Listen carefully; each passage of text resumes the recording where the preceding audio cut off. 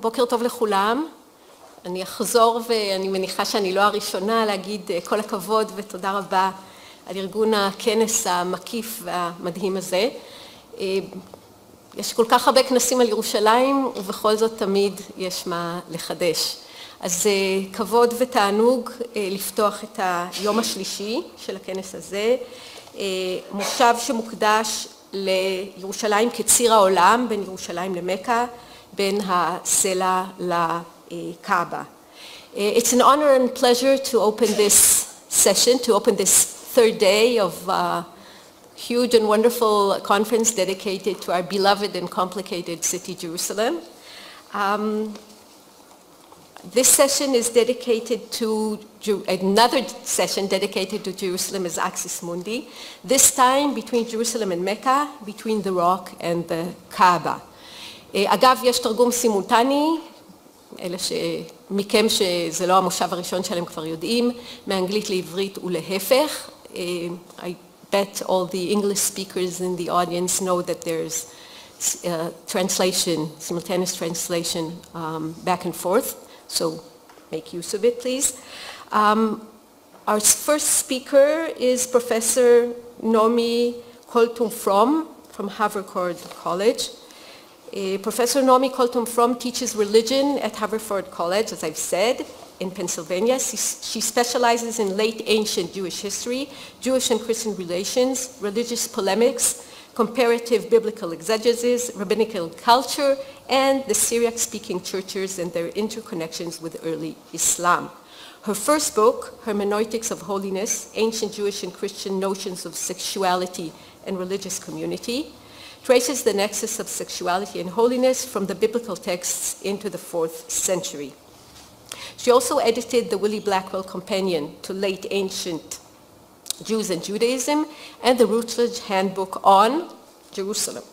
Her present book project focuses on the interconnected mythologies of Jerusalem, sacred rocks, Golgotha, the foundation stone, and the Sachra. Naomi, please. Well, good morning, Boker Tov. Okay. According to the Islamic tradition, when Muhammad immigrated to Medina, he chose to pray facing Jerusalem 4 times, but eventually asked God to turn the Qibla, his direction of prayer, to Mecca.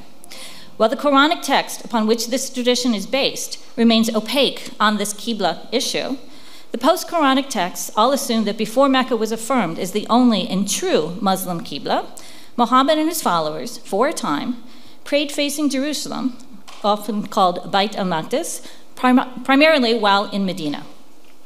The early tafsirs, or the exegetical texts, focus on the tradition of the first Qibla and the reasons why Muhammad might have chosen this Qibla in the first place. That Muhammad prayed toward Jerusalem 4 times while in Medina is never questioned. Yet this Jerusalem remains at a conceptual level, an imagined entity one easily dismissed. Jerusalem, the city, its sacred architecture, but especially its spiritual significance, remains invisible, masked, and inconsequential. Yet in the 11th century, the Fada'il literature, the praise literature, collected on Jerusalem's behalf, this concept of the first Qibla becomes a badge of honor for Jerusalem and another means towards Islamic Jerusalem's rehabilitation, as well as absorption into an Islamic imperial worldview. The issue of direction of prayer, that is, to which direction one should face when praying, arises first in the Quran. One can read a good portion of the Surah Barakah, number 2, verses 115 to 177, as framing the Bait al-Haram in Mecca as authorized Islamic Qibla as a crystallizing moment in the Quranic narrative and early Islamic self-identification. In this passage, the turning to the Masjid al-Haram in Mecca as true Qibla for Muslims is narrated within the larger narration of Abraham and Ishmael building the foundations of the Bait in the first place. Ari Gordon argues that the Qibla thus plays both socio-religious and literary metaphorical roles in this text. On one level, the choice of facing Mecca becomes an embodied ritual practice that separates the Muslims from all other peoples. Yet on another, it symbolizes the interreligious supersessionist position the Quran takes towards all those other peoples, their scriptures, and their Qiblas. Those who follow Muhammad's Qibla are now the true people of God. The Qibla becomes a litmus test, the shibolet. Whoever follows Muhammad and his Qibla, whatever their former practice, are the truly faithful. The early Islamic ambivalence towards Muhammad's reverence for Jerusalem, as exemplified by the commentaries on the supposed Jerusalem Qibla, is displayed in the variety of ways this reference is recorded, transmitted, dismissed, or explained away. The traditionists disagree as to how long the Jerusalem Qibla lasted, anywhere from 10 to 17 months, whether it started before or after the emigration, and for what reasons it was established and then changed to Mecca. The shortest traditions do not give details of where Muhammad was when he made these decisions. They simply record that Muhammad, and often his companions, prayed for a time facing Jerusalem. Ibn Hisham's version of Ibn Ishaq's Life of Muhammad notes succinctly that, quote, it is said that the Qibla was changed in Shaban at the beginning of the 18th month after the apostles' arrival in Medina, unquote. In this telling, the date of the change remains more important than the substance of the change. The great historian and Quranic commentary, Al-Tabari, is only slightly more expansive in his history, in that he records several different traditions that give 16 or 18 months as the number of months. Many of these early traditions assume or explicitly note that Muhammad only chose the Jerusalem Qibla after he arrived in Medina. That is, they assume the specific choice to pray facing Jerusalem must have had something to do with the particular context of moving to and settling in Medina. These texts are the most expansive narratively, for they invoke both the Jews as opponents or counterparts, and the Kaaba is not just an alternate Qibla, but is ultimately the first, only, and always preferred Qibla of Muhammad. Angelica Neuwirth argues that Muhammad chose the Jerusalem Qibla while still in Mecca, and that these narratives propagate a subtle revisionist history by moving that choice to Medina. Thus, these traditions flip Muhammad's supposedly early reverence for Jerusalem as Qibla-worthy to a perceived conflict and ultimately Jewish rejection of Muhammad, which in turn precipitated the Qibla change back to the Kaaba. These traditions dismiss Jerusalem as passé and a has-been. Nevertheless, the 11th century praise literature, praises of Jerusalem, the Fada'il text, purposely collect all these traditions having to do with Jerusalem into one place. Moreover, these texts purposely highlight the positive spiritual nature of Jerusalem and thereby underline its continuing and eternal sacredness to its readers. By the 11th century, Jerusalem had been in Islamic hands for 400 years. The Byzantine Empire no longer posed the same threat militarily nor spiritually. The Caliphate and Islam had developed and matured into a more robust, self-confident regime and religion. Thus, the earlier traditions that downplayed Jerusalem's sacrality could be reevaluated, and these Qibla texts provided a pretext and platform. Refocusing on the narrative thread that the earlier Hadith collectors could not cut completely, the memory that Muhammad had found Jerusalem significant in some way, these authors return to the idea of the first Qibla and reframe it in a more positive Islamic light. Both Al-Wasiti and Ibn al-Maraja, in their collections, collected many different kinds of traditions concerning Jerusalem. The lion's share of these traditions focus on Jerusalem's mythological past and eschatological future. Many of these traditions have parallels in Jewish and Christian traditions on Jerusalem as well. Yet to further promote Jerusalem's significance to Muslims, Jerusalem needed specifically Islamic traditions to showcase. In different ways, these writers revisit the Qibla traditions and refocus them with an eye towards Jerusalem's sacrality and make them part and parcel of the Fada'il tradition. In these traditions, Jerusalem assumes an unquestioned sacredness unique to itself, while never abandoning its hierarchical relationship or bond to Mecca. These later writers, Al-Wasiti and Ibn al-Maraja, among them, perhaps because of their relative physical location to Islamic Jerusalem, as well as their distance chronologically from Jewish or Christian Jerusalem, the city having been Islamic for several centuries, have no qualms highlighting the sacred nature of Jerusalem because it was the first Qibla.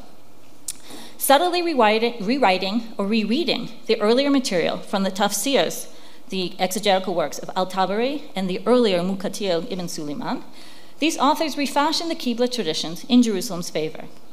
For instance, Al-Wasiti records a text that is attributed to Ibn Ishaq, which also appears in Al-Tabari. The The prophet prayed facing Beit el-Maqdis for 16 or 17 months, but he wished for or wondered about his Qibla to face the Beit al-Haram. Al-Tabari reports the same hadith, but continues with a version of the narrative which places the change within the context of the conflict with the Jews of Medina. Al-Wasiti's version ends here, focusing on Muhammad and his obvious reverence, even if only for a time, for the Qibla of Jerusalem. So Wasiti cuts out the Jewish context. One might even say that his collection, Al-Wasiti's collection, is more God-focused than Muhammad-focused, for the next text makes this clearer. Al-Wasiti again. We heard a number of different people, all report from Abu Ishaq, who heard it from Al-Bara say, in reference to, this is a Quranic quote, but God would never let your faith go to waste, from Surah 2. This means, that is, your prayers facing towards Beit al-Maqdis. This passage is a quotation from the 8th century Muqatil, though not ascribed to him, but is also taken out of context. In Muqatil's text, and he's in 8th century, this verse from Surah 2 comes to assuage the anxieties of certain Muslims whose relatives died before the change of Qibla. Muqatil explains, men died, and their relatives stepped forward to ask the Prophet, our brothers died praying to the first Qibla, then God turned you to the Qibla of Ibrahim, peace be upon him. So what shall become of our brothers?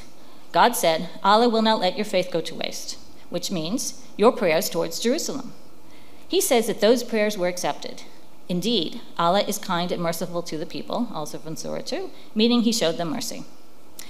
In this narrative, these concerned Muslims question whether prayers recited while facing Jerusalem by their deceased relatives who did not live to experience the Qibla change would now not count, since Jerusalem was now the wrong Qibla. Muqatil presents this verse, but God will not let your faith go to waste, as support for his argument and dispensation for those relatives, that when those prayers were said, Jerusalem was the correct Qibla, so they still stand. The unstated sentiment remains that now, after the Qibla change, however, prayer facing Jerusalem does not count anymore. God sent down this verse to assure these Muslims that prayers said in the past, when facing Jerusalem, when Jerusalem was the only Qibla for Muslims, were equally valid to those said now that the Qibla has been established towards Mecca. Al-Wasiti, however, shears that argument from its text and understands the verse to mean that all prayers said facing Jerusalem, even after the Qibla change, have some value. Without denying the supremacy of Mecca, Jerusalem begins to emerge from its dismissed Qibla Islamic past. If Muqatil argued that God would not reject past prayers recited when Jerusalem was the Muslim Qibla, Al-Wasiti pushes the idea that any prayers said at any point in Jerusalem, because it had been the first Qibla, still retained value. Moreover, while the earlier discussed hadiths center on Muhammad, his actions, and the turn to Mecca as part and parcel of God's larger plan for all humanity, in order to dismiss Jerusalem's importance, Al-Wasiti's hadiths, like the other cosmogonic and eschatological Fada'il texts, focus on God's continuing presence in Jerusalem as part and parcel of Muhammad's reverence for Jerusalem, and hence its essential sacrality. Ibn al-Murajah, building on Al-Wasiti's precedent, builds his Qibla section in one particular direction that supports Jerusalem's continued sacred status because it was Muhammad's first Qibla. For instance, and similarly to Al-Wasiti, he makes the bold claim that others report that the Prophet said, quote, there is no adversity in prayer between my two Qiblas, al-Qiblatain, creating a more level praying field between the two directions of prayer. Both Qiblas existed at the same time. It was not about change of one in favor of the other. Here, Ibn al-Murajah suggests that both the Kaaba and Beit al-Maqdis were original Qiblas, al-Qiblatain, functions as an equation of the two to the same value rather than as a hierarchical comparison. In this way, he too undermines the change of Qibla narrative. Ibn al-Murajah expands on this two Qibla point with a narration that makes the idea more narratively visible to his readers. And this is Ibn al-Murajah. At the beginning of Islam, it was obliged upon him, Muhammad, to face Beit al-Maqdis, and he faced it for a duration for a while during his time in Mecca and after he came to Medina, 16 months, and he hated this. For he was for a time, during his tenure in Mecca, standing upstairs in the Safa and facing the Kaaba and Beit al-Maqdis. And when he came to Medina, he could not do this because the direction of Beit al-Maqdis in Medina was opposite that of the Kaaba, and the direction of the Kaaba was opposite Beit al-Maqdis. So, while facing Beit al-Maqdis, he had his back to the Kaaba, and he hated this. They continued doing this for 16 months, and then Gabriel came to him and attended to what was in his soul, that he loved the Qibla of the Kaaba. And Gabriel ascended to heaven, and the messenger of God glanced up, waiting for inspiration, and God sent down this verse: "We have seen you turn your face towards heaven, so we will make you turn towards a Qibla that will please you." This is, again, from Surah 2. This proves that the Beit al-Maqdis was his Qibla when he was in Mecca. So the text ends with a strong statement. This proves that Beit al-Maqdis was his Qibla when he was in Mecca. The thrust of the story suggesting that originally, while in Mecca, Muhammad prayed facing both Qiblas at once. He stood on the side of the Qibla so he could face north. He stood on the south side so he could face north. At first, the simple logistics of where to face in Medina created the crisis for Muhammad and Islam. Here he could no longer pray in the direction of both Qiblas at once, but had to make a choice. At first, he chose Beit al-Maqdis, but eventually he turned his back on Jerusalem to face his first love, the Kaaba. Yet the issue of appeasing the Jews or other local hypocritical residents never arises. The thrust of the narrative is Muhammad's first Qibla, even when in Mecca, was always both Beit al-Maqdis and the Kaaba. The problem was logistical rather than political. The two Qiblas still stand. With al-Wasiti and Ibn al-Maraja, we see a change in attitude. Writing at the dawn of the 5th century of Islamic rule in the Middle East, Jerusalem is securely in Islamic hands, even as the Christian presence has remained, though greatly weakened, and a Jewish population has returned. Whatever the ultimate rationale for writing the Fada'il, both authors gather the same material and more concerning the Qibla to put Beit al-Maqdis back on the map for Muslim believers. They use the earlier narratives of Qibla abrogation, or erasure, to prove the opposite of what those discussions tried to argue. While al-Tabari dismisses Jerusalem as no longer important, it is a Qibla has-been, al-Wasiti and Ibn al-Maraja insist that its importance remains precisely because of that former status. Finally, an 11th century Persian traveler, Nasr-i Khosrow, an Ismaili missionary, left his home province of Khorasan in the far eastern reaches of the Islamic world to travel and visit the known Islamic holy sites around the Caliphate. After his 7-year journey, during which he visited Jerusalem twice, he returned home to write up his travel memoirs. According to his travel memoir, he arrived in Jerusalem for the first time on the 5th of Ramadan, 438, which corresponds to the 5th of March, 1047 CE, at the tail end of the rainy season. Nasr-i Khosrow pays particular attention to the city's masjid, the central mosque, and the rock at its center, while always placing both within his understanding of Islamic theological history and in relationship with Mecca and the Kaaba. Throughout his Jerusalem narrative, Nasr promotes a mytho-theological ideal that the properly pious visit to Jerusalem rewards the pilgrim with divine forgiveness. The Qibla remains central to that mytho-theological narrative. Moreover, for Nasr, the rock, the Islamic Sahra, the Salah, has been fully integrated into this narrative as the focal point of the ancient Qibla. And he writes, "The mosque was built in this very spot. Here is a stone. The mosque was built in this very spot, and here is the stone of the Sahra, which the Lord Almighty and Glorious commanded Moses to make his Qibla. When this commandment came, Moses made this the Qibla. But he did not live long, and shortly thereafter he passed away. Then, in the time of Solomon, when the Qibla was the Sahra, a mosque was built around the Sahra, such that the Sahra was in the middle of the mosque, and it was the mihrab of the people. They took the Sahra as the Qibla and prayed facing it until the age of our prophet Muhammad the Chosen, blessings of God upon him and his family. This continued until that moment that God, blessed and magnificent, ordered the house of the Kaaba to be made the Qibla." This passage comes within Nasr's fuller description of Jerusalem, the full haram, and the buildings found within. Here, the rock, or the Sahra, becomes the Qibla, again at God's command, but by the hand of Moses.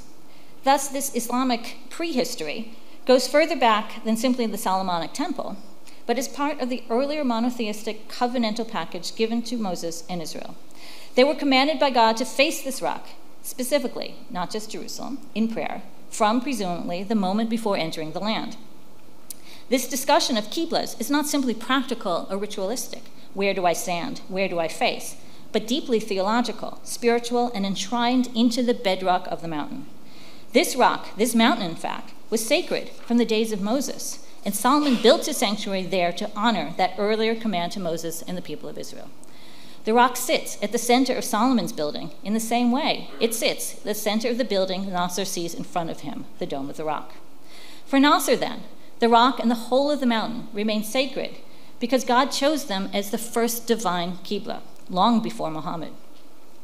The bedrock sacrality precedes the buildings.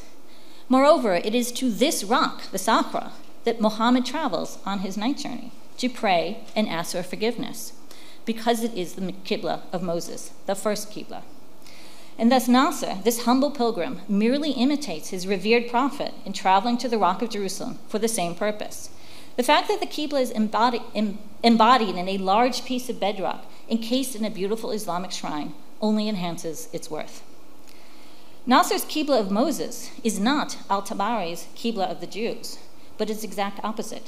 The Jews have disappeared from the text and context. Jerusalem is a completely Islamic city, and all sites within the Islamic haram are patently Islamic. Moses and Solomon are Islamic prophets, divinely chosen to lead all people to Islam. The Sakhra as first Qibla, in its glorious shrine, fulfills a mytho-theological worldview that aligns with the Islamic origin narrative and fits naturally into an Islamic imperial worldview. Thank you.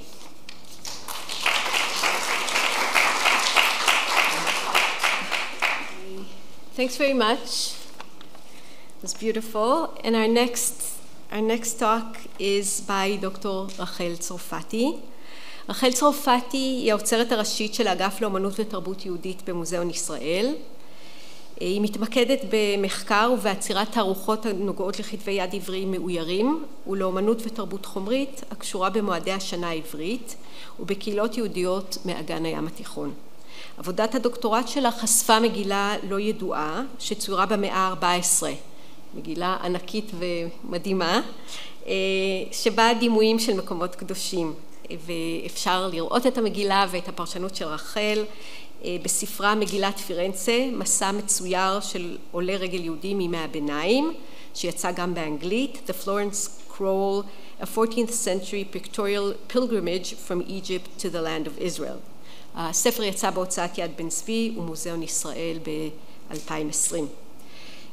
מחקר זה הוא מחקר המשך למחקרה על מגילות מקומות קדושים מן המאה ה-16, שגם הוא פורסם בקטלוג התערוכה מנחה שלוחה, תיאורי מקומות קדושים בידי אומנים יהודיים וגם בגרסה אנגלית. רחל מוזמנת להרצות על כיפת המקדש, שורשיה של מסורת איור המקדש בצורת כיפת הסלע, the temple dome, the sources for the tradition of illustrating the temple in the form of the dome of the rock. תודה דניאלה. אנחנו נעבור להרצאה שבמהותה היא תולדות האומנות ופחות ניתוח טקסטים. איור המקדש עליו אדבר מופיע במגילת מקומות קדושים המכונה מגילת פירנצה. המחקר למגילה פורסם בספר כמו שצוין בפניכם, וזו הזדמנות עבורי להודות שוב לאנשי יד בן צבי על שיתוף פעולה פורה ועל הזמנה להרצות בכנס הזה. במגילת פירנצה מופיעים דימויים של מקומות קדושים במערך ליניארי שתחילתו מצרים וסיני בדרום וסופה בערי הלבנון שבצפון. אין למגילה קולופון ובו פרטים על יוצרה ובעליה ולא על מוצאה. מסקנת המחקר העלתה שהמגילה נוצרה בידי יהודי בן קהילת פוסטת שבמצרים, שמשלח ידו היה ציור, והוא יצר את המגילה ככל הנראה בסופו של מסע העלייה לרגל. פרטים שבאיורים השונים ובכתבות הקצרות המלוות אותם הביאו אותי למסקנה שהמגילה נוצרה בסביבות העשור השני של המאה ה-14, ועל פני המגילה נראית כתובות גם באיטלקית של בעלים מאוחרים, כנראה מאמצע המאה ה-14. רבים מאיורי המגילה, בעיקר אלו המתארים מתחמים מרכזיים שאליהם עלו לרגל מוסלמים, נוצרים ויהודים, מבוססים על דגמים שעמדו לרשותו של היוצר ואותם העתיק למגילתו. דגמים אלו השתייכו למסורת אומנותית מקומית שכיום כמעט שלא נותרו לה עדויות. ניתן ללמוד על מסורת זו מתוך קורפוס תעודות מגילות חאג' של עולי רגל מוסלמים מהמאות ה-12 וה-13, ויש לשער שהיו כמות מגילות דומות גם אל תוך המאה ה-14, אך בהן היו דימויים של מקומות לאורך מסלול העלייה לרגל המקובל בקרב בני שלושת הדתות לתחומי ארץ ישראל, והמגילות המשוערות האלה כנראה היו מקור ההעתקה וההשראה למצייר המגילה. בעל מגילת פירנצה נקט כמה אמצעים עיקריים שסייעו לו להפוך מכלול של דפוסים חזותיים נתון לתיאור המציג מסע עלייה לרגל המשקף מסורת יהודית מובהקת. אמצעי עיקרי ועקבי היה הוספות כותרות מזהות ולעיתים קטעי טקסט קצרים לאיורים ולדימויים השונים. אלו נלקחו במרבית המקרים ממקורות הסוגה הספרותית של רישום מסורת המקומות הקדושים וספרות המסעות העברית. כמו כן, לעתים הוסיף איורים עצמאיים משלו ומוטיבים איקונוגרפיים המשקפים בצורתם רק את הנאמר במקורות העבריים. תיאור הר הבית מתחיל ממזרח, אתם רואים כאן את שלוחת הר הזיתים שעולה מעליו, מזוהה כאן על ידי כיתוב, כאילו מתוארת בתצפית מהר הזיתים אל הר הבית. הוא פותח במראה הכותל המערבי ושער הרחמים, ואופן הופעתם יחדיו הוא נושא להרצאה אחרת, כרגע אני יכולה להפנות לספר, מכיוון שהאיור שעליו אני אדבר היום ובמגילה מופיע בעצם כיחידה נפרדת מכותל המערבי ושער הרחמים, ועל היחידה הנפרדת הזו אנחנו נדבר. לתיאור החזותי של בית המקדש ישנן מסורות אומנותיות ארוכות שנים לכל אחת משלוש הדתות שקידשו את המקום. הכיבוש המוסלמי שבעקבותיו נבנו על הר הבית בסוף המאה השביעית כיפת הסלע ומסגד אל-אקצא הוא נקודת מפנה משמעותית במסורת תיאורי המקדש, הן הטקסטואלית, הן החזותית. בתקופה זו נוצרה מציאות חדשה, בו עומדים על מקומו של המקדש היהודי שני מבנים מונומנטליים במודיעותיהם ובעלי חזות מרשימה. צורתה המתומנת של כיפת הסלע ושתי הכיפות בראש שני המבנים מציגות מראה אדריכלי שונה וסותר לחלוטין את התיאורים המקראיים והביתר המקראיים של המקדש היהודי בעל צורת המלבן והגג השטוח. מסורת מקומית יהודית מוסלמית, שזמנה עוד מעצם ימי בניית המבנים על הר הבית, ראתה בכיפת הסלע ובמסגד אל-אקצא מבנים הממשיכים את קדושתו של הר הבית, כמו שנאמר, מעין ייצוג למקדש היהודי שבנה שלמה המלך. למרות המסורות המאוד מוקדמות האלה, המסורת של תיאור המקדש באמצעות צורתם של המבנים המוסלמים מוכרת באמנות היהודית רק ממספר הופעות בודדות בנות המאה ה-14 וה-15 שהן ההופעות המוקדמות ביותר, ואני אזכור אותן מאוד בקצרה. האיור הזה, דף פתיחה לספר עבודה משנה תורה לרמב"ם מהמאה ה-15, הוא הפעה מובהקת של כיפת הסלע כייצוג למקדש היהודי, קודם לדימוי שפחות נחקר עד היום, בין דפי פתיחה לתנ"ך פרחי מאמצע המאה ה-14, אנחנו רואים כאן דימוי אדריכלי על רקע תיאורים של כלי משכן ומקדש, כך שכמובן מדובר במקדש, ולטענתי עצם הדימוי אדריכלי שנושא שתי כיפות הוא בעצם ייצוג של המבנים המוסלמיים כתיאור למקדש. הופעה אחרת מוקדמת היא במגילת מקומות קדושים אחרת, פחות ידועה, מגילת פרינסטון. שוב, לאחר תיאור סמלי של כלי משכן ומקדש, אנחנו רואים מבנה נושא כיפה, וכמובן שזה המקדש בצורת כיפת הסלע. אנחנו נשוב למגילה הזו בהמשך. המסורת החזותית של תיאור המקדש בצורתם של המבנים המוסלמים התקבעה בעיקר באמצעותן של מגילות ייחוס האבות בנות המאה ה-16, שבהם דימויים של מקומות קדושים, וכאן אנחנו רואים לראות את שני הדפוסים החזותיים שהתגבשו במהלך המאה ה-16. אחד תיאור חזיתי של שני המבנים נושאי הכיפות שמזוהה כמקדש באיטליה, בארץ ישראל, ודפוס חזותי אחר שממראה הציפור מראה במרכז את כיפת הסלע כייצוג למקדש. בעת החדשה, מאות 17, 18 ו-19, אנחנו יכולים לראות איך הדפוסים האלה ממשיכים ומתקבעים במסורת האומנות היהודית של תיאור המקדש.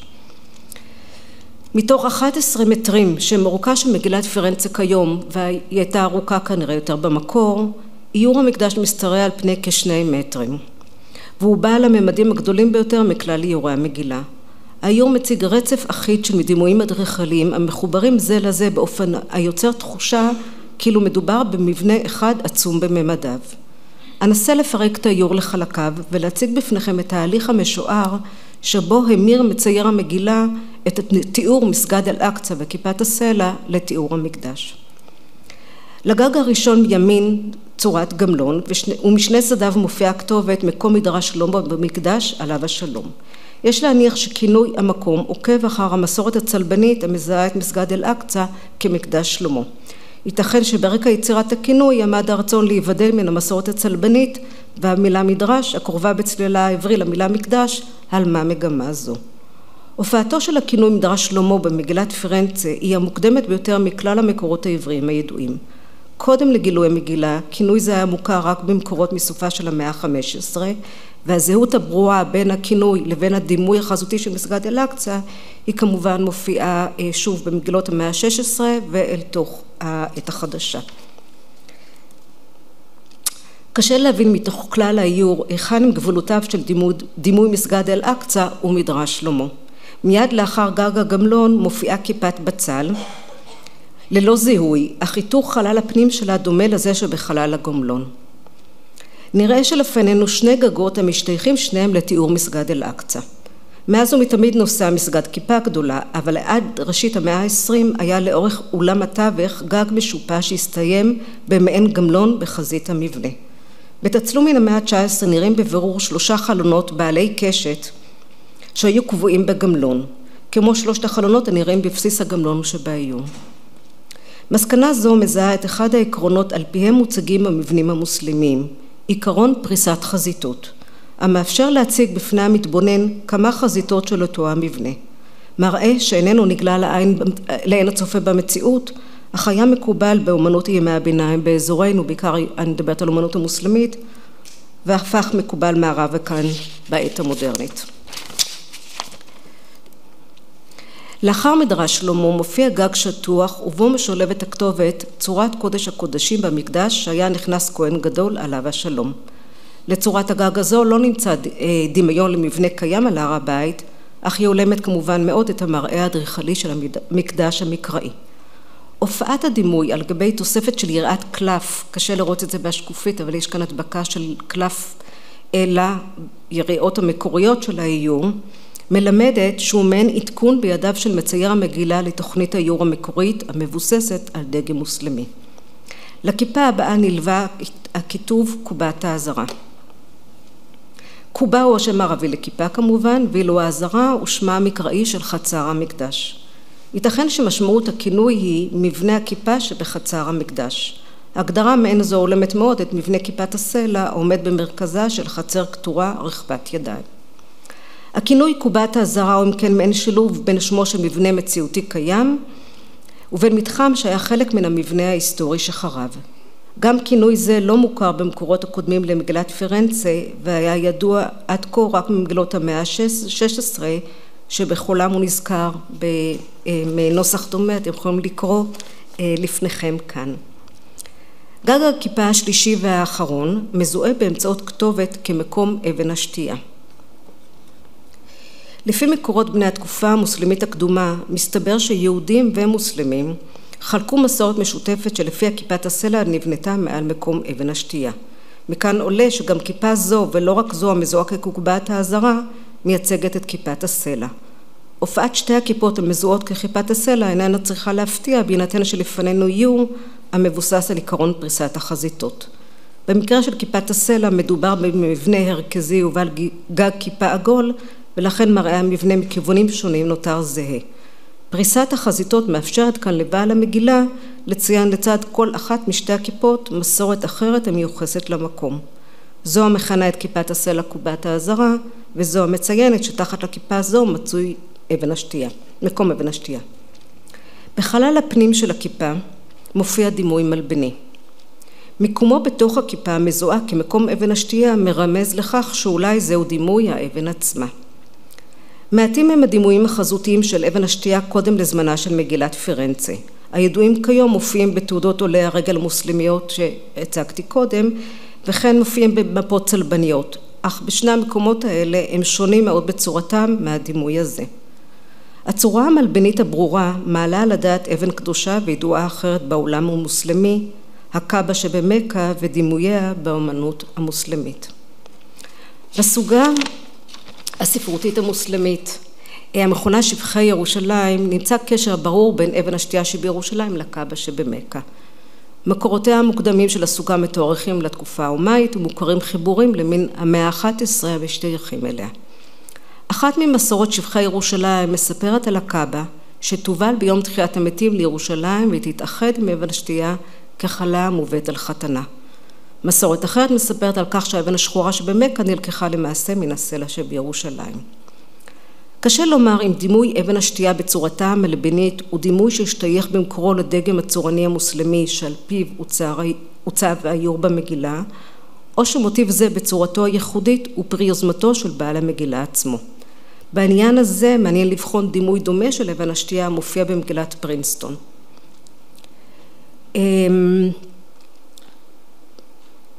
בחלל הפנים של המקדש המופיע בצורתה של כיפת הסלע נראה דימוי מלבני המזוהה באמצעות כיתוב כאבן השתייה.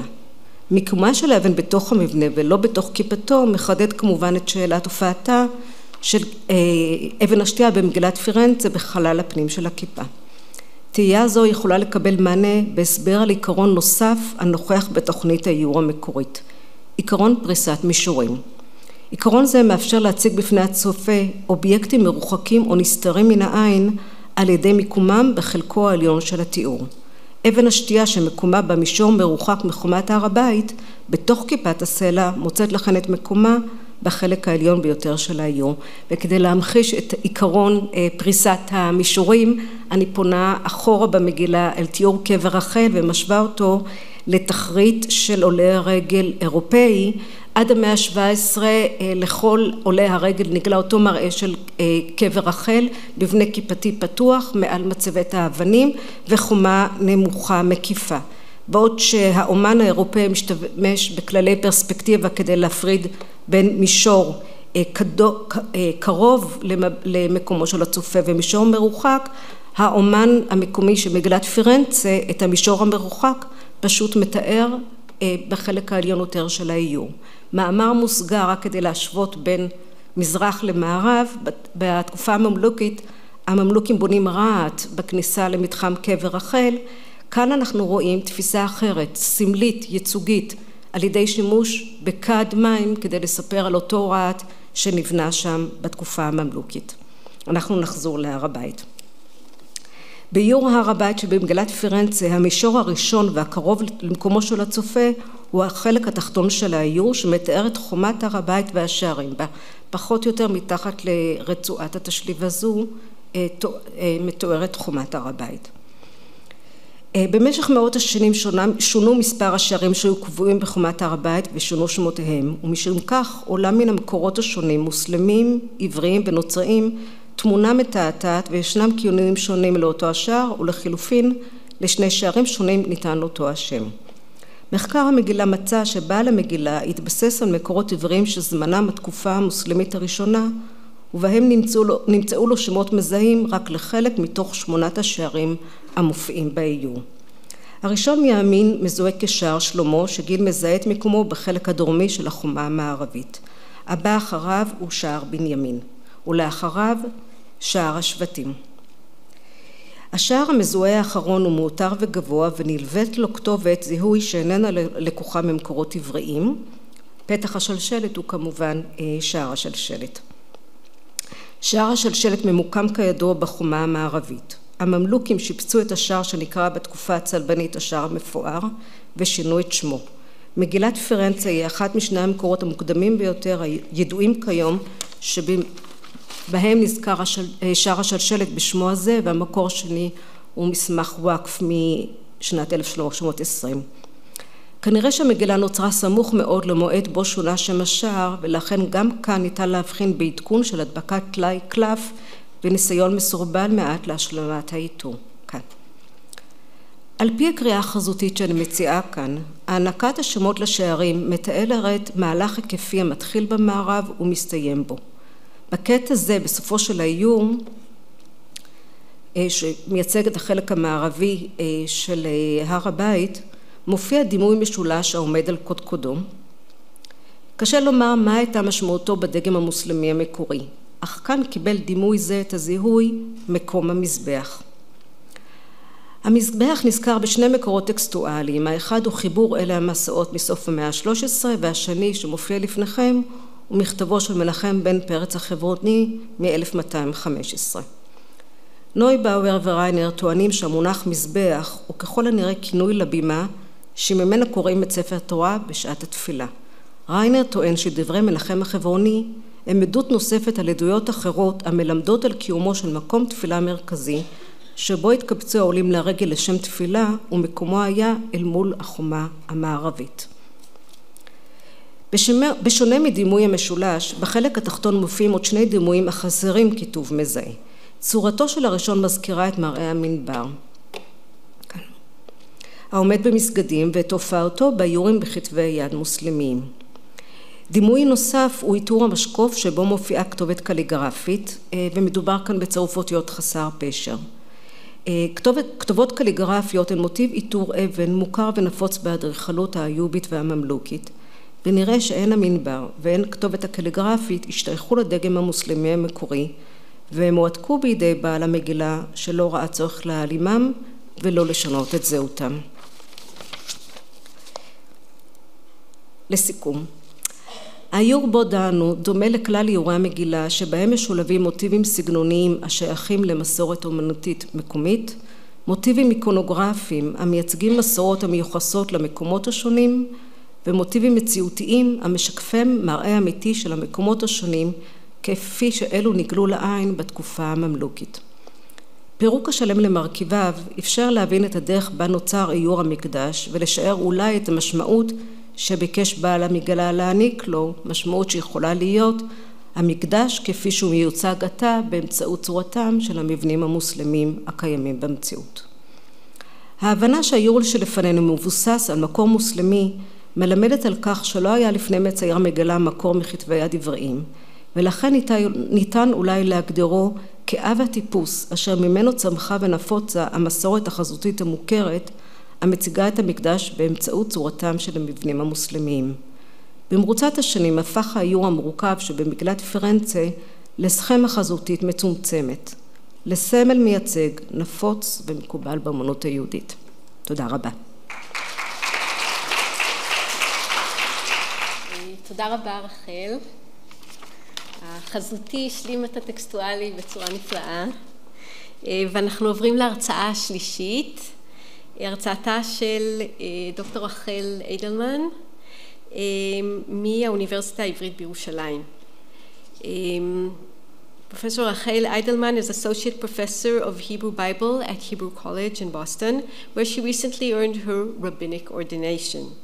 Her first book, The Return of the Repressed, Pirkei de Rabbi Eliezer and the Pseudo-Epigrapha, published in Brill 2009, is based on her doctoral dissertation, and she began her second, The Female Ruse, Women's Deception and Divine Sanction in the Hebrew Bible, under the auspices of Women's Study and Religion program at Harvard. She's currently working on a new book, Daughters in Danger, From the Hebrew Bible to Modern Midrash. Please. כותרתה של ההרצאה, Jacob's Night Vision in Jerusalem and the Foundation Stone of the World. So I want to thank the organizers of the conference for allowing me to present. This is about a month before the conference, Nico sent me an email saying, are you sure about your title? Wasn't Jacob's vision, night vision, at Beit El? And I said, aha, therein is the rub. This is, paper really is a justification of the title, the relocation of Jacob's night vision, Sulam Yaakov, to Jerusalem. And I'm really pleased to be on a panel with Naomi. One day I would love to write a book about wells and rocks with Naomi. So this is really a wonderful opportunity for dialogue and conversation about ideas that I've been thinking about for a very long time.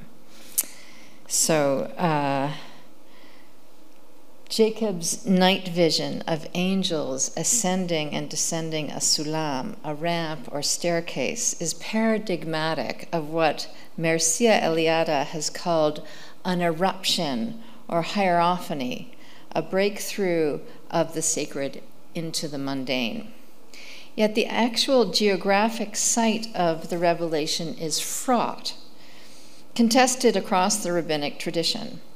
The term place, makom, punctuates the passage no less than 6 times, yet it is only identified as Beit El towards the end of the passage, an etiological ascription for what this place comes to signify, the house of God.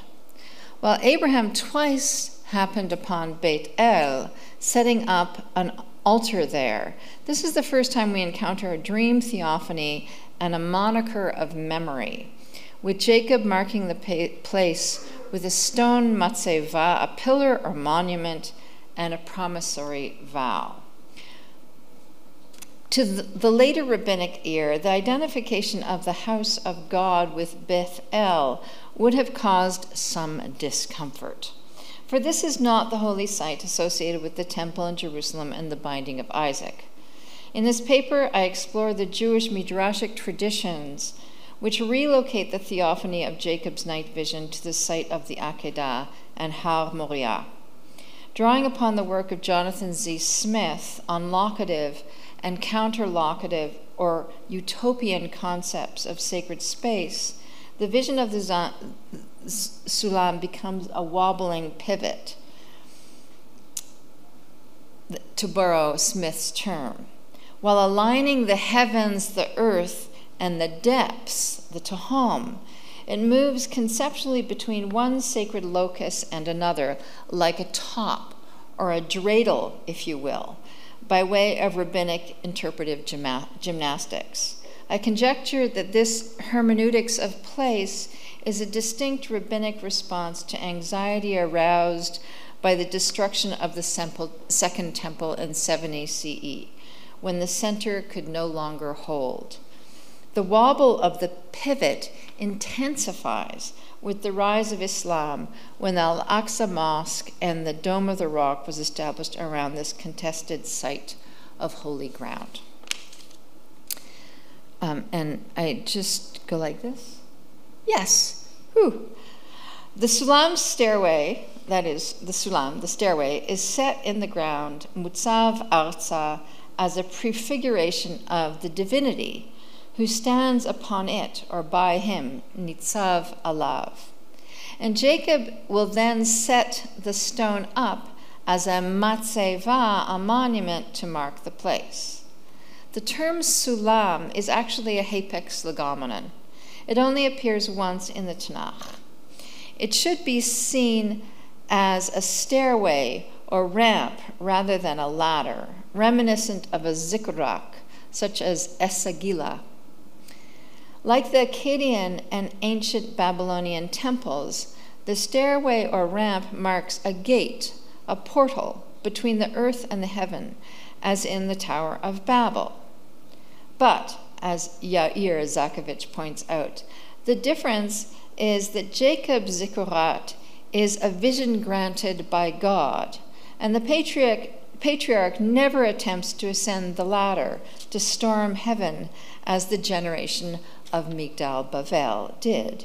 Instead, he remains grounded asleep with angels ascending and descending the stairway. Upon waking, he declares, "How awesome is this place! This is none other than the house of God, and this is the gate of heaven. Manorah hamakom hazeh ein ze ki im beit Elohim v'zeh shar hashamayim."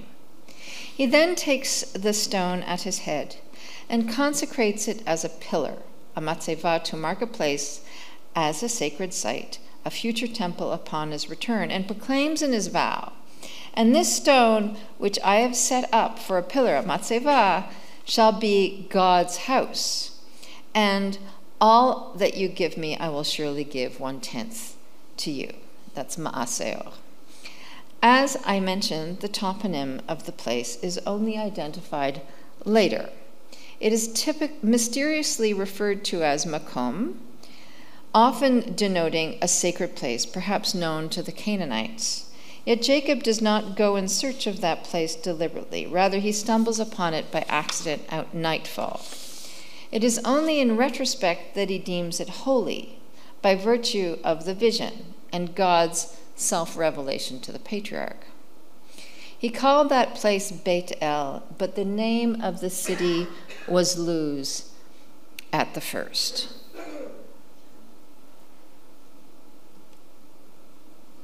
Beth El is a significant holy site for the northern tribes, where King Jeroboam, son of Nevat, around 922, set up a temple, as well as one in Dan, marked by golden calves. Now, where is it? Let's look at the map. So Beit El, Luz, is most likely, it's about 10 miles north of Jerusalem. And that ascription of Beit El, identified with Luz, was most likely written in by a later redactor's hand. Beit El is condemned later by the prophets. For example, Hosea writes, "Thus it shall be done to you, O Beit El, because of your great wickedness at dawn, the king of Israel shall be utterly cut off." So the destruction of Beit El under the Assyrians becomes emblematic of the destruction of the northern empire. So it becomes a tainted site. Jacob's designation of significance to the site, Ein ze ki im Beit Elohim v'zeh shar hashamayim, must have made the rabbis, as I said, uneasy. Not only because Beit El was tainted by association with Jeroboam's golden calves, but also because the vision of the Sulam in the biblical text is not the place associated with Har Moriah and the binding of Isaac. There too, in Genesis chapter 22, the mountain is called Hamakom 4 times. That is, the so-called gateway to heaven, Shar HaShamayim, should be the same site as Abraham's last trial and the location of the Temple Mount in Jerusalem. In his foundational study, Wensick characterized the axis mundi, the navel of the earth, as a place that is exalted above the territories surrounding it, identified as the origin of the earth, as the navel is the origin of the embryo, Tabur Haaretz, the center of the earth, and the place of communication between the earthly and the upper worlds. All these categories are fulfilled if and only if the vision of the latter as the gateway of heaven takes place at Har Moriah. As James Kugel has pointed out, the fact that the Bible itself identifies the locale of Jacob's dream as house of God and the gateway of heaven was sufficient to bring early interpreters to overlook the toponyms Beth El and Luz in the narrative and claim that in fact Jacob dreamt his dream on the future site of David's temple.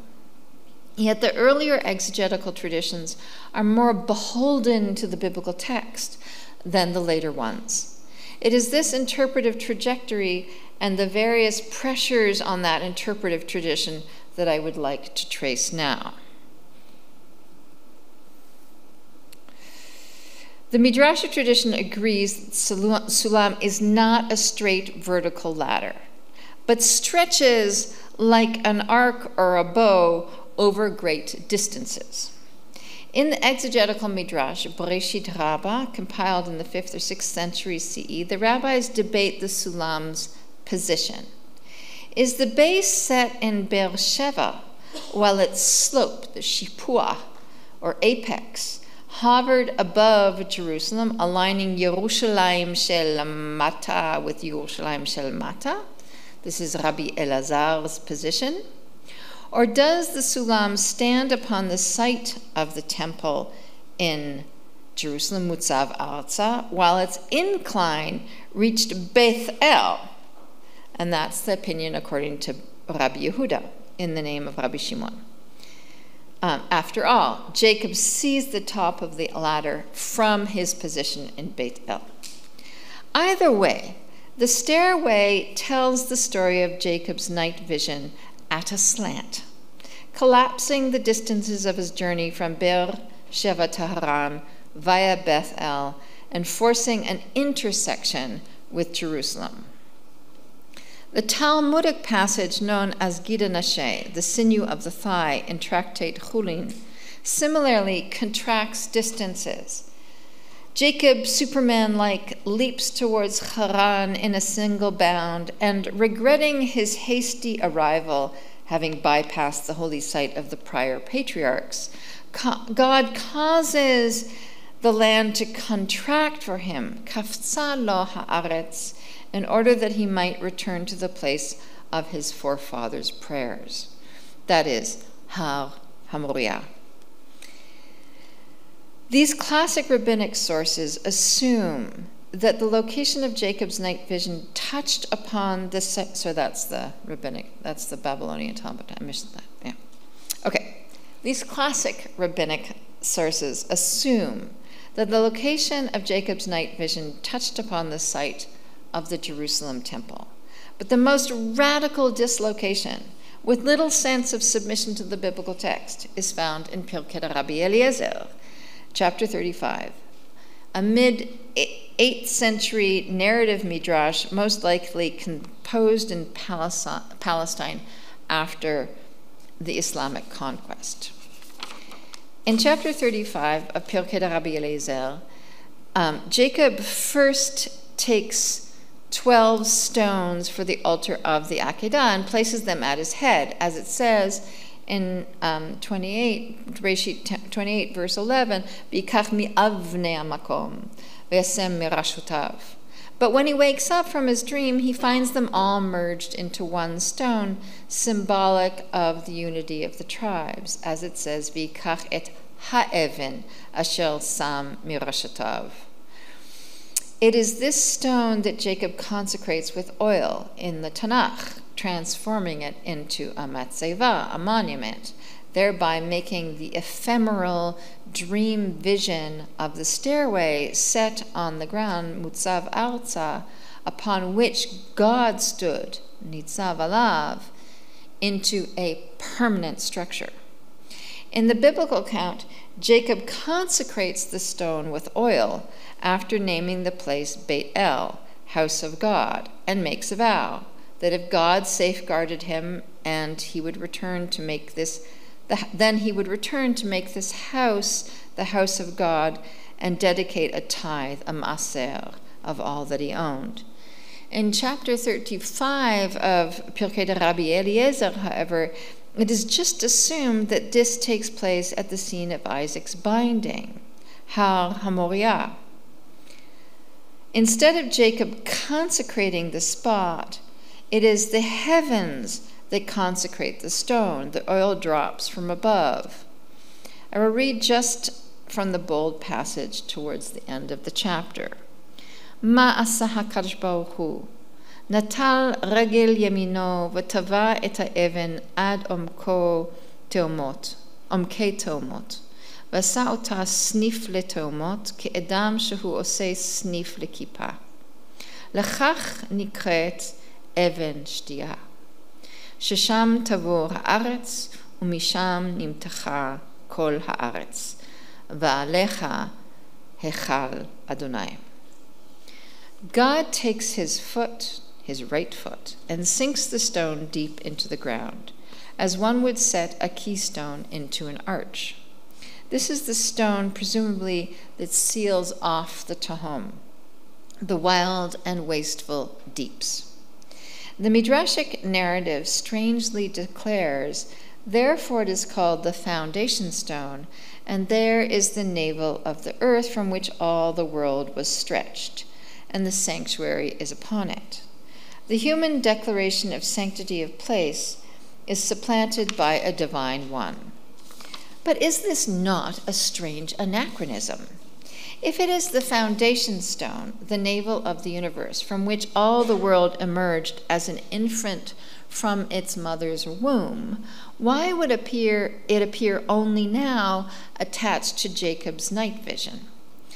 The 18th century commentator Radal, Rabbi David Luria, drawing on the mystical tradition, argues that the location of the foundation stone was determined at the moment of creation, but because Jacob established a monument there, it was then sunk into the earth as a cornerstone to strengthen and affirm the existence of the world.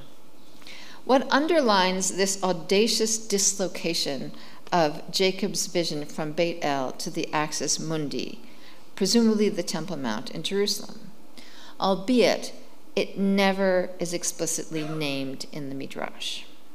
The author of Pirkei de Rabbi Eliezer, more faithful to the mythic imagination than the biblical text, feels no compunction about uprooting the theophany from Luz, that is Beth El, and contractile fashion relocating it to the scene of the Akedah. The author of Pirkei de Rabbi Eliezer may have had an ulterior motive for reworking the legend of the foundation stone. Dov Noy, in the wake of the post-Six-Day War euphoria, wrote a fascinating article, Even Shtia Bereshit HaBri'ah, in which he argued that this identification of Jacob's vision at Beit El with Har HaMoriah must be a very old Midrashic tradition. It may have served as a polemic against the Samaritans who claimed the city Shechem with Har HaGrizim as their axis mundi. Alternatively, the rabbinic exegetes may have felt compelled to shift the sacred locus away from Beit El, since the place was tainted by the temple that Jeroboam had set up at the beginning of his reign, upon the division between the northern and southern kingdoms. The problem with Dov Noy's argument lies in his disregard for Pirkei de Rabbi Eliezer's historical context. No trace of this very old Midrashic tradition has been found.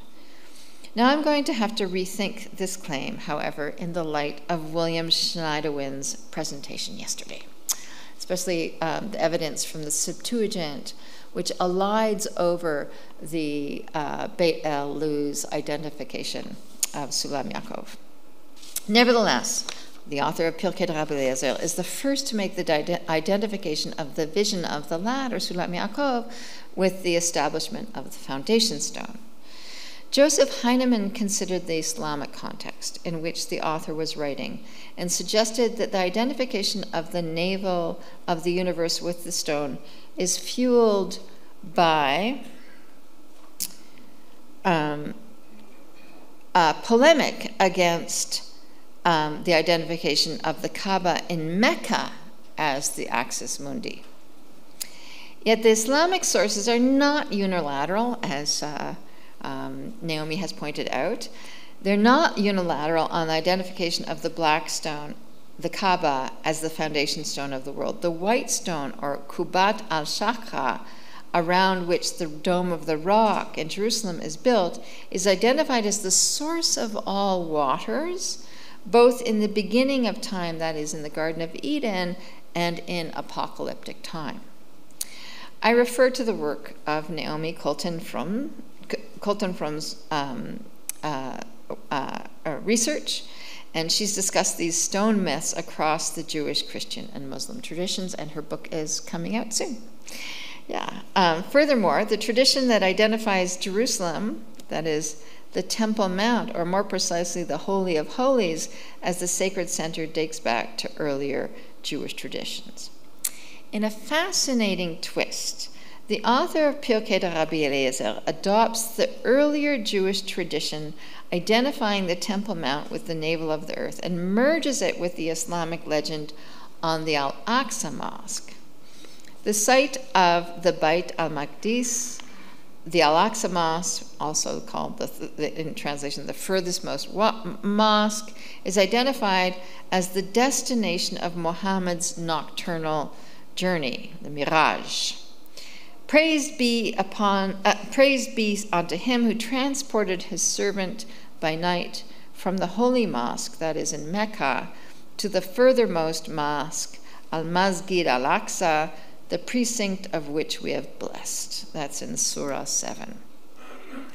Though the Quran does not identify Al-Aqsa, the furthermost mosque, as Jerusalem, the Hadith does. The white stone around which the Dome of the Rock was built during the rule of the Umayyad Caliph Abd al-Malik bin Marwan is the rock from which Muhammad ascended to the seventh heaven in the Miraj. The author of Pirkei de Rabbi Eliezer then merges the two traditions. This is how the chapter ends. There he left the well, so the well merges with the Even Shtiyah, and from there he lifted up his feet, and in the twinkle of the an eye, he came to Haran, as it is said, and Jacob lifted up his feet and came to the land in the east. And then the text says, and Jacob went from Beersheba and went to Haran. And the Lord of hosts is exalted by judgment. The holy God proved holy by righteousness. The angels answered, blessed art thou, O Lord God, the holy God, El Kadosh. So the author of Pirkei de Rabbi Eliezer merges the two traditions. The leap of Muhammad, i.e. becomes Jacob, and the establishment of the foundation stone of the earth. The polemic does not so much hinge on what constitutes the sacred center, but who confirms that sacred center by the stamp of his foot. In the finale of Pirkei de Rabbi Eliezer's chapter 35, in his version of the Sulam Yaakov, both God and Jacob confirm the stone as a magical and sacred symbol to the Jews. God in sinking the foundation stone at the site of the Temple Mount, and the patriarch in leaping from there to Haran in a single bound. Jacob is dressed up in the garb of the prophet. His leap to Haran mimics the Islamic tradition on Muhammad's night journey to the furthermost mosque. The author's comparison of God sinking the foundation stone into the depths to a man who sets a cornerstone to a dome, right, a kippah, is an appropriation of the Islamic appropriation of the Jewish legend. Pirkei de Rabbi Eliezer simply turns the legend, right, surrounding the Dome of the Rock on its head and sinks the stone to the depths for a more propitious era in Jewish history. In Smith's reconceptualization of sacred space as coexistential conflict between the central locative and peripheral utopian worldviews, he draws on an anecdote told of Alexander the Great, meeting with the naked sages of India. Calamus threw down upon the ground a dry and shriveled hide, and set his foot upon the outer edge of it. The hide was pressed down in one place, but rose up in others. He went all around the hide and showed that this was the result, wherever he pressed the edge down, and then at last he stood in the middle of it, and lo, it was all held down firm and still. The similitude was told to show how Alexander, he ought to put most constraint upon the middle of his empire and not wander far away from it. Smith comments, the dichotomy remains. On the one hand, the structure of center and conformity to place as represented by the Indian sages. On the other hand, Alexander, the world conqueror, the utopian, relentlessly and restlessly testing the boundaries of the cosmos and seeking to transcend all limits. I'd like to draw a second message from the parable. When competing claims for the sacred center stretch the hide, and if the hide represents the parchment of a map with geographical boundaries and borders, then those boundaries are bound to quiver, pucker, and become distorted. The hide, pressed down in one place, rises up in another. Is the house of God, Beit El, the stairway to heaven, the Sulam, in Jacob's night vision, does that take place in Beit El, 10 miles north of Jerusalem? Or does it take place at the site of the binding of Isaac, the Temple Mountain? So the rabbinic sages in the Talmud and in Bereshit Rabbah pull at the hide to correct the puckering of the map. The rabbis can do so precisely because they are subject to the centrifugal forces of exile. The temple has been destroyed, and so in J.Z. Smith's terms, map is no longer territory. The imaginative map of sacred place is no longer bound by geography.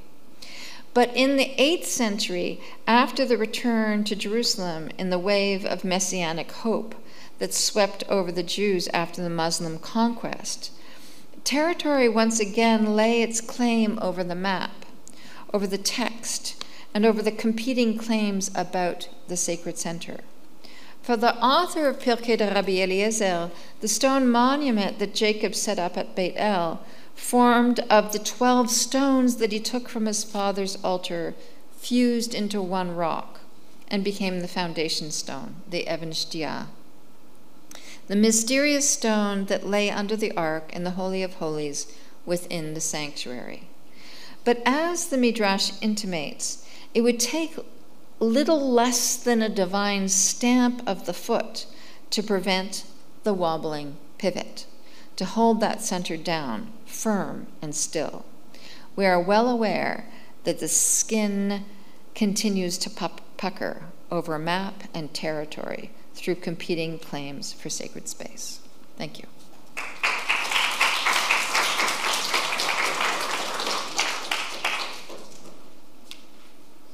תודה רבה.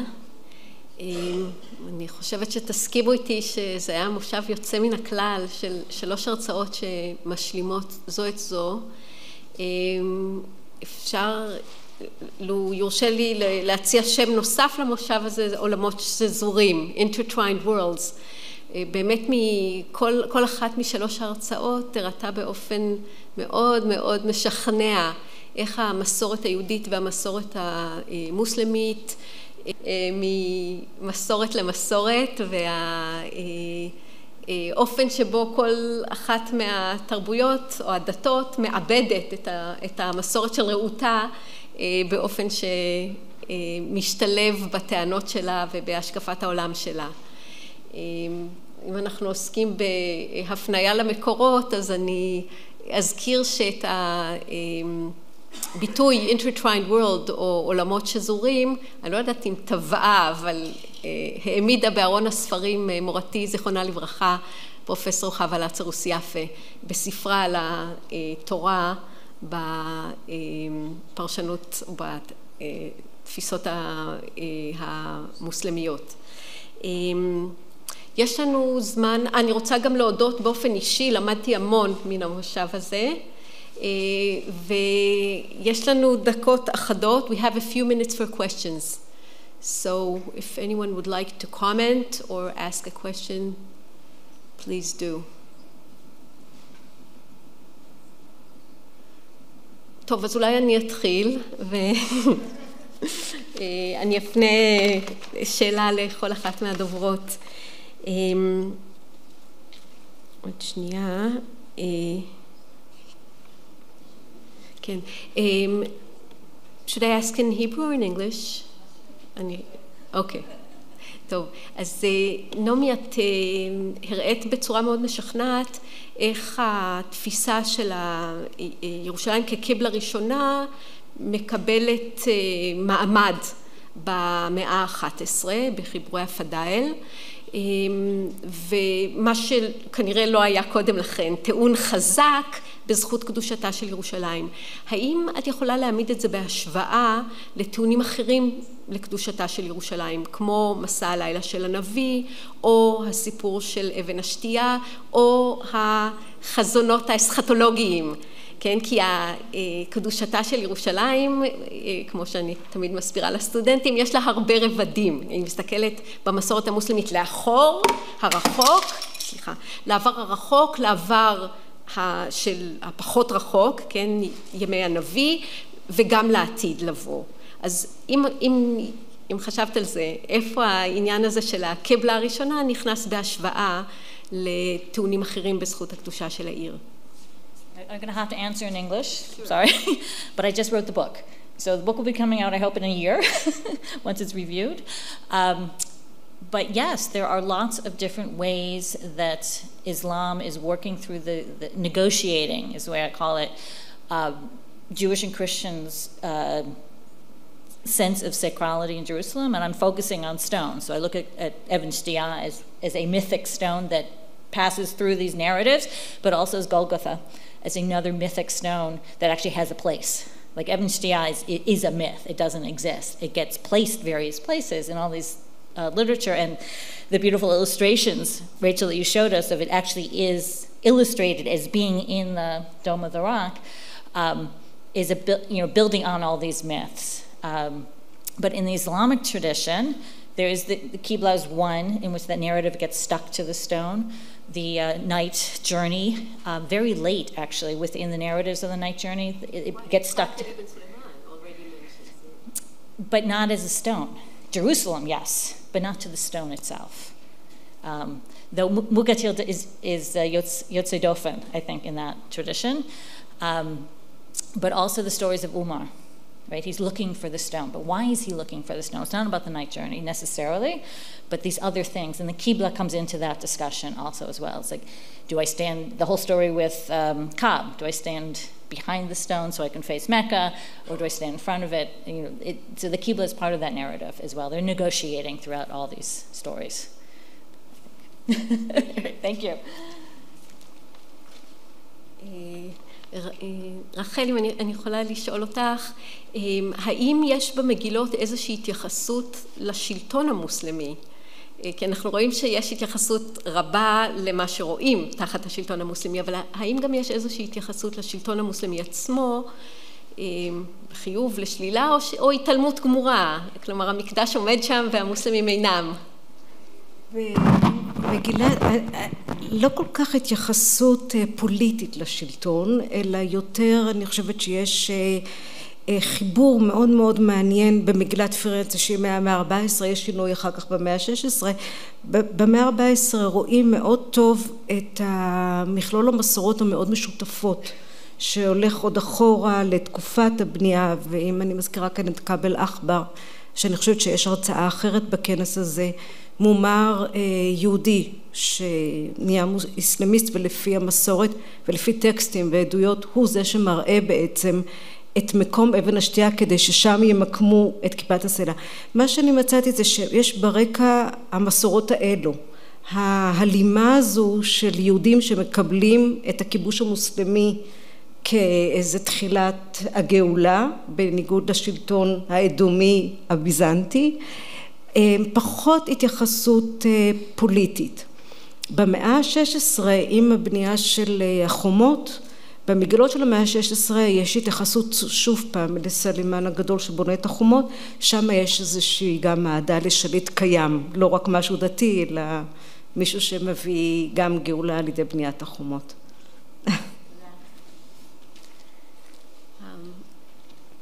Last question. רחל, to רחל איידלמן. יש עוד שאלה? בבקשה.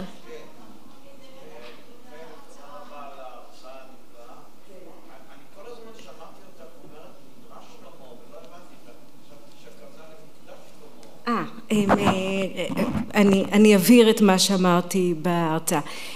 מקדש שלמה הוא בעצם בעברית מושג שלקוח מהתפיסה הצלבנית, טמפלום סלומוניס, ואז אנחנו רואים בטקסטים, לא בדימויים, לפעמים את השימוש במושג הצלבני. במקורות יותר מאוחרים, שמגילת פירנצה היא המקור המוקדם ביותר, אנחנו רואים איזושהי אינטרפטציה של המושג הצלמני ממקדש שלמה למדרש שלמה. ואת זה אנחנו רואים תחילה במאה ה-14, כפי שציינתי, מגילת פירנצה הראשונה, והמושג הזה הופך לקבוע כזיהוי למסגד אל-אקצא אחר כך, לאורך המאה ה-15, 16 ועד המאה ה-19. אני מקווה שעניתי לך על השאלה. מדרש? אני אצטט את יוסף שוורץ, שאני משערת שחלק מכם מכירים, שמציין באחד הספרים שלו שהוא חקר וחקר ולא מצא מהו ההסבר למושג מדרש שלמה. גם אני לא יודעת. ההסבר יכול להיות מאוד פשטני. פשוט נסו למצוא איזשהו משהו שמבדיל מהמסורת הצלבנית. הוא יכול ללכת מאוד מאוד אחורה לעדויות על בית מדרש שהיה קיים בתקופת בית שני בבית המקדש, לסנהדרין הגדולה או לכל דבר אחר שיכולים לקשור עם המילה מדרש העברית. אבל אני לא רוצה להגיד שום השערה או שום תשובה חד משמעית. ציינתי בהערת שוליים בספר את ההשערות האלו, אבל אני בהחלט נעמדת לצד יוסף שוורץ מהמאה ה-19 ואומרת, חקרתי, לא ממש מצאתי. לתפיסתם היה לזה איזושהי משמעות, אנחנו יכולים לדמיין מה הייתה המשמעות של המושג הזה, אבל אני לא רוצה להתחייב על תשובה. בבית המקדש ההיסטורי היה גם בית מדרש. השאלה אם הם התכוונו לזה או לא, אני לא יודעת. Thanks very much. תודה רבה לדוברות ותודה רבה לקהל.